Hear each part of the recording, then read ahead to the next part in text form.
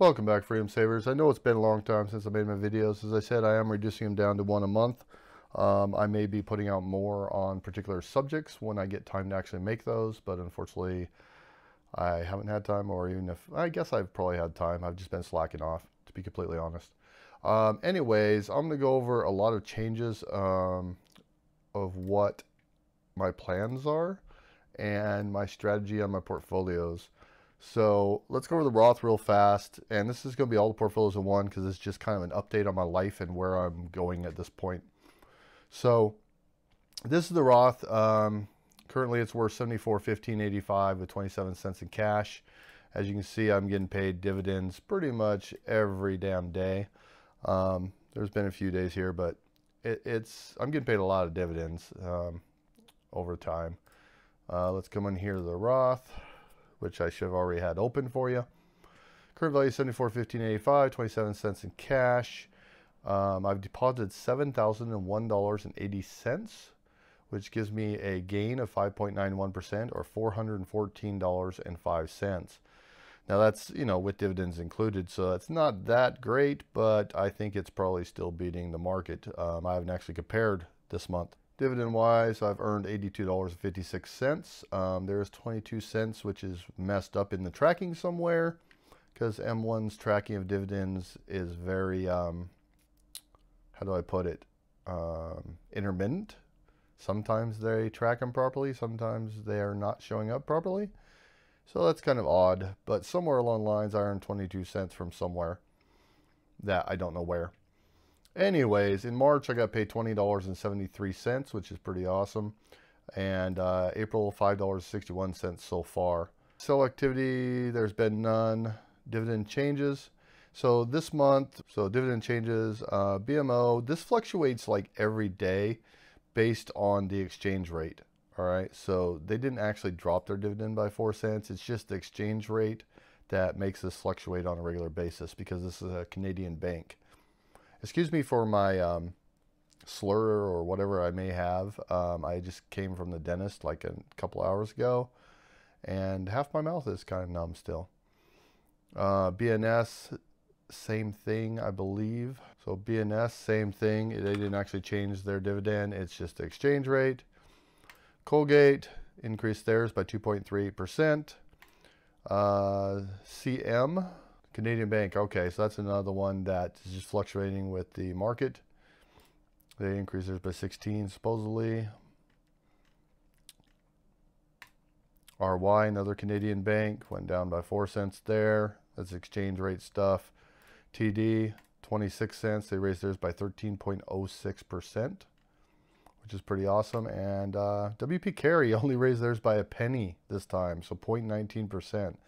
That's a little worrisome. I might have to look into WP Carey, but overall I know they have a long history of dividend paying and whatnot, so I'm not too worried, but I might have to look into them a little more. Anyways, yearly dividends, I'm just going to give you the rundown here. There's been 21 investing days. I invested $499.80. It increased my yearly income by $18.04 or 3.61% yield on cost. Currently, this is producing about $234.87 in dividends per year, which brings me about $19.57 per month, and it's giving a 3.35% return overall, just on the dividends alone. $19.57 per month. We're getting there. We're not quite at 20. I really want to break the 20 mark per month there. It's not a lot of money, but for the Roth, I think that's pretty good. And that's pretty much all I've got for the Roth. Now, I've got a lot of things that I'm doing here, a lot of stuff I'm changing. Now, I'm changing my entire investment strategy at this point. As you know, I do a lot of research, and I study different strategies for investing pretty much every day. As I learn and study different strategies, of course, I grow and modify my personal strategy based on my belief of what is the best method and what's best specifically for myself. I recently read J.L. Collins' book, The Simple Plan to Wealth. Yeah, there goes my numb mouth. The Simple Plan to Wealth. So I recently read this book by J.L. Collins, The Simple Plan to Wealth. And he indicates basically to invest 100% into stocks. And I'm just going to summarize this for you. He says invest 100% in stocks while you're building wealth, in other words, before you retire.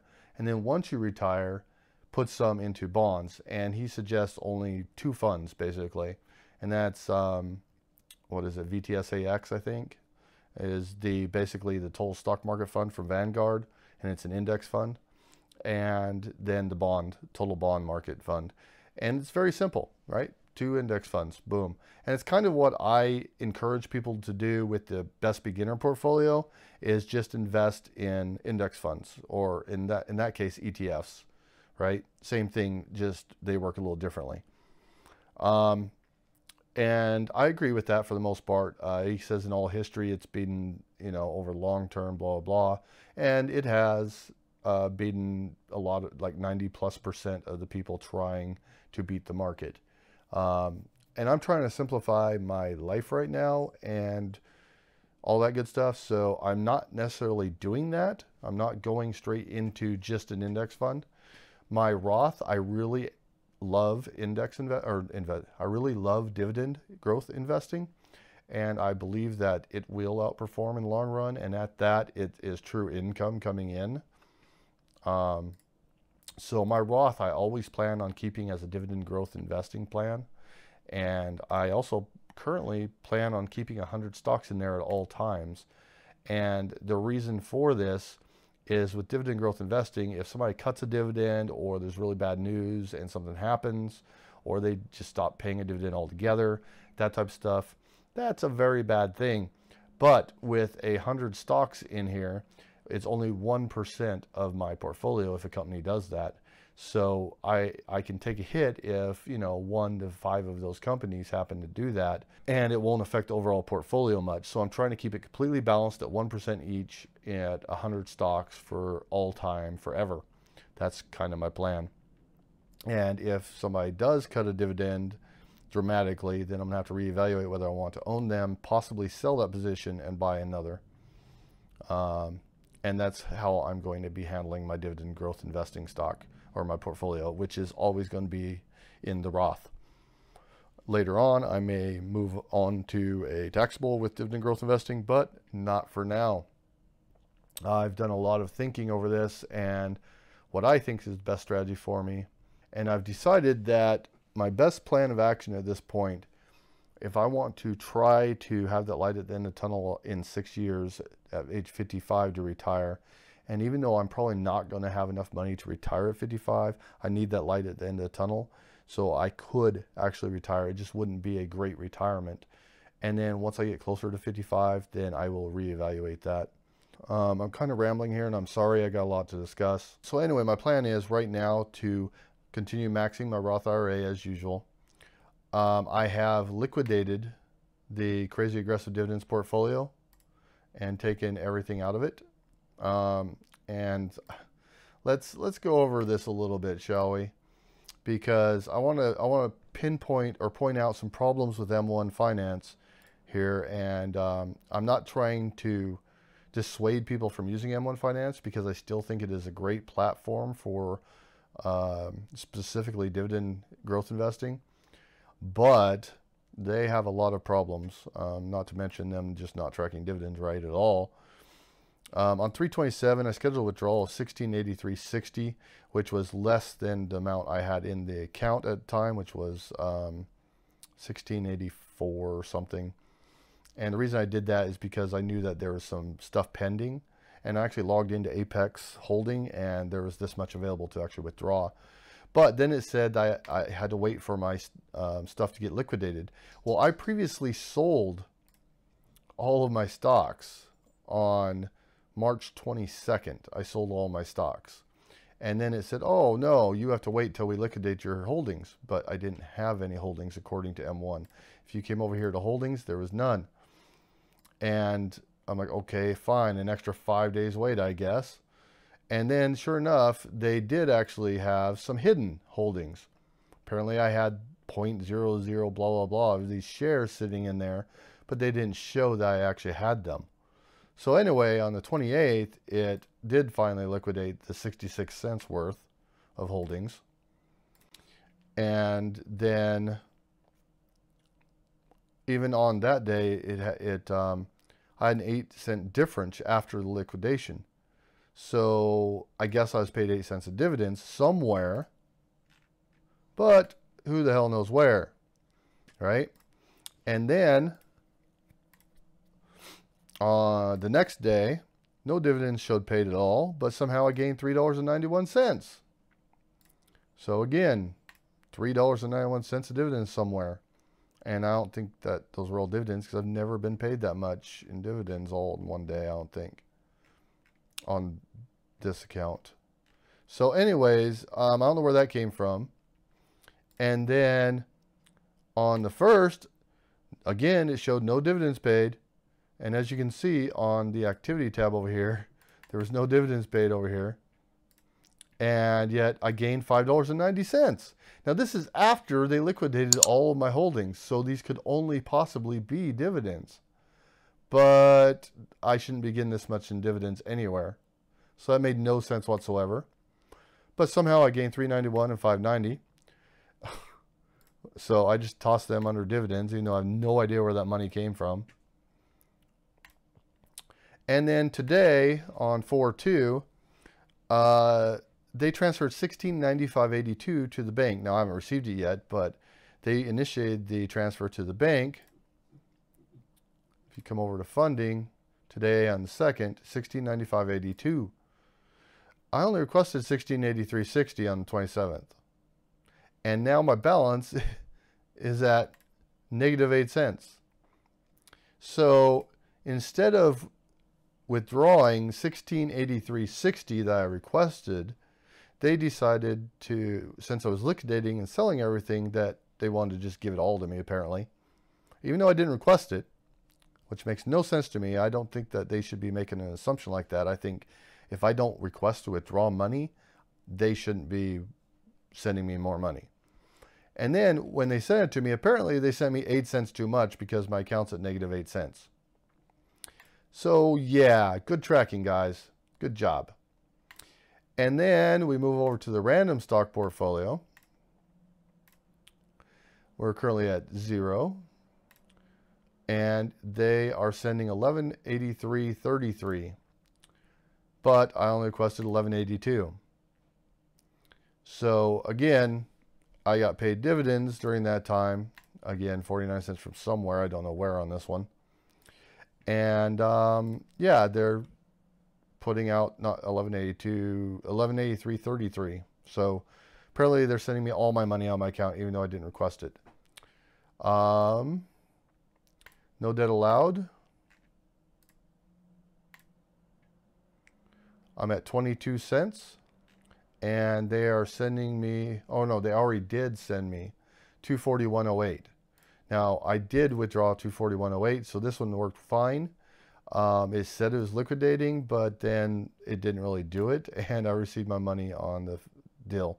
And when I say they're liquidating, they're selling my holdings, but I had already sold my holdings prior to trying to do the withdrawals. Anyways, on 4/1, I gained 22 cents, but it showed no dividends. But today, it showed those dividends actually came from T. Rowe. Finally, it showed up in here and showed T. Rowe. Anyways, long story short, I'm cashing out on all of my taxable accounts, except for one, which is the actual taxable account, which was the no rolls portfolio. I now renamed it back to taxable, and I put $100 even. Let me show you here. I sold General Electric and SOI, and then it liquidated a little hidden part of GE that apparently I still owned, even though it didn't show it, all that good stuff. Anyways, and then I just purchased $100 of VTI, which is the Vanguard Total Stock Market, right? Same thing as VTSAX, except for this is the ETF version of it. It's not an index fund. So I purchased $100 in VTI, and I'm just going to leave that in there for now, and just to keep this main taxable account open, and we'll go from there. The monthly dividends, I've totally liquidated it, but I've gained 90 cents since then.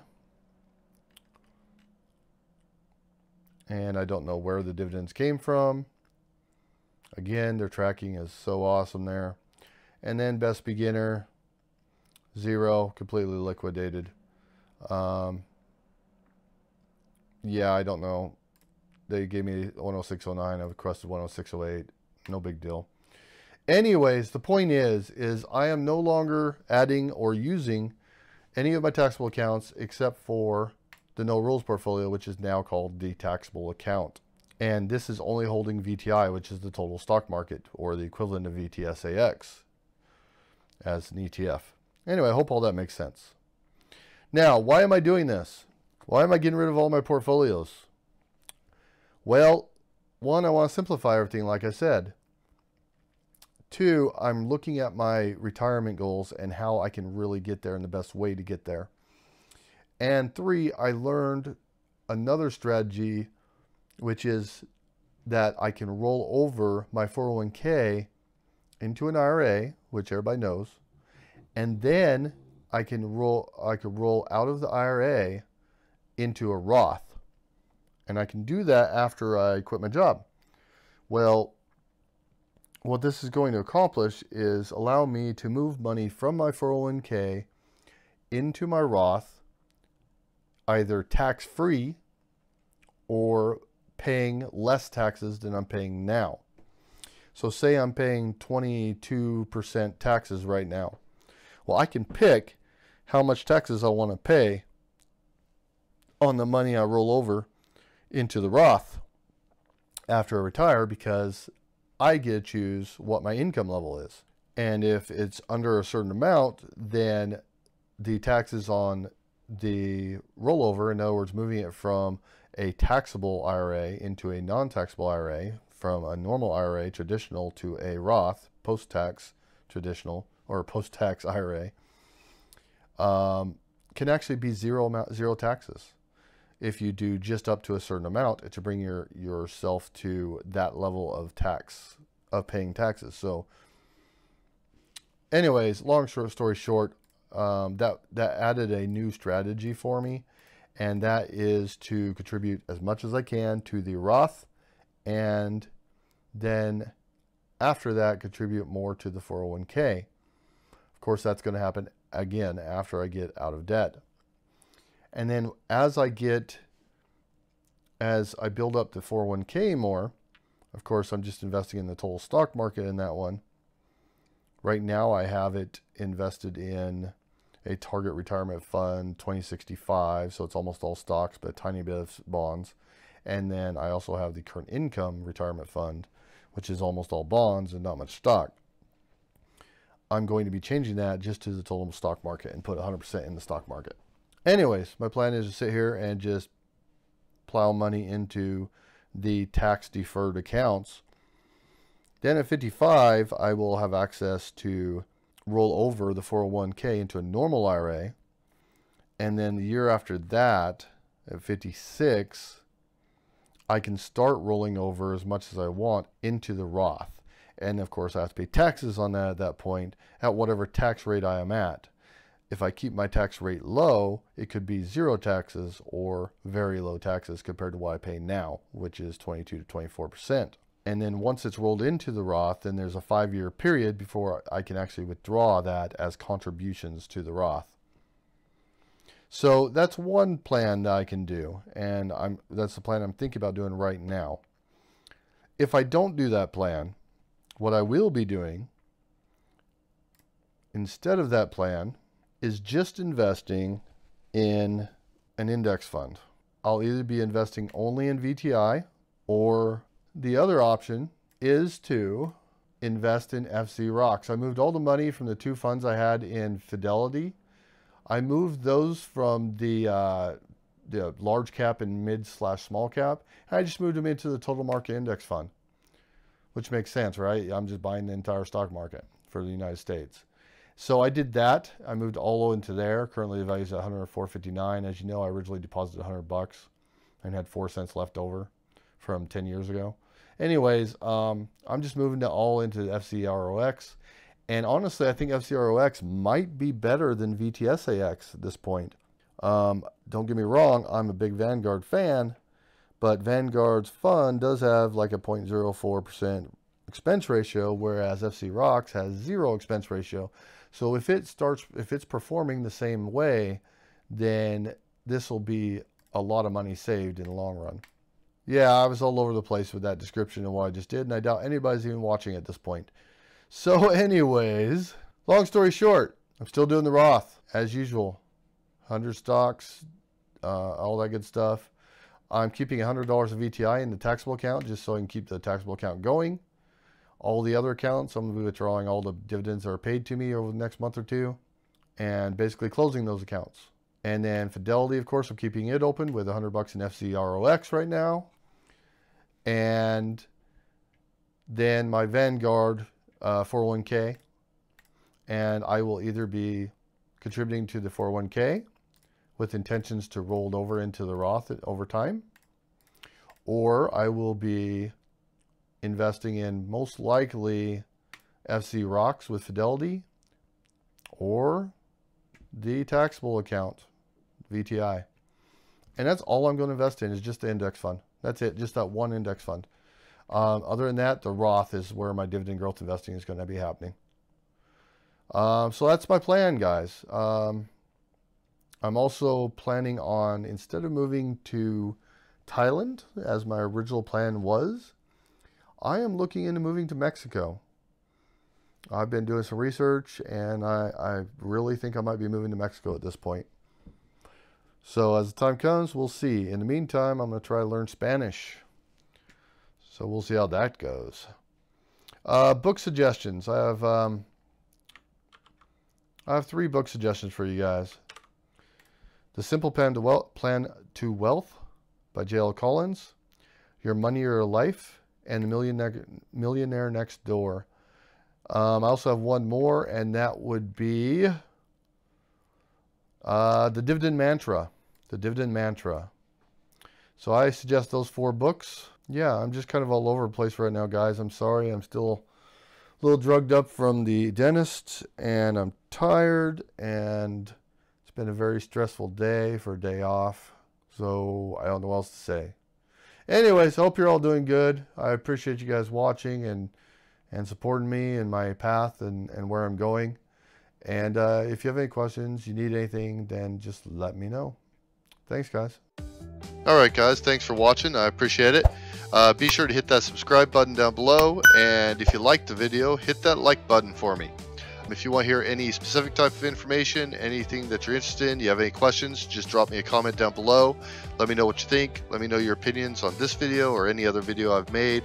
And if you know anyone else that might be interested in this video, please be sure to share it on your social media and share the knowledge. Thanks, guys.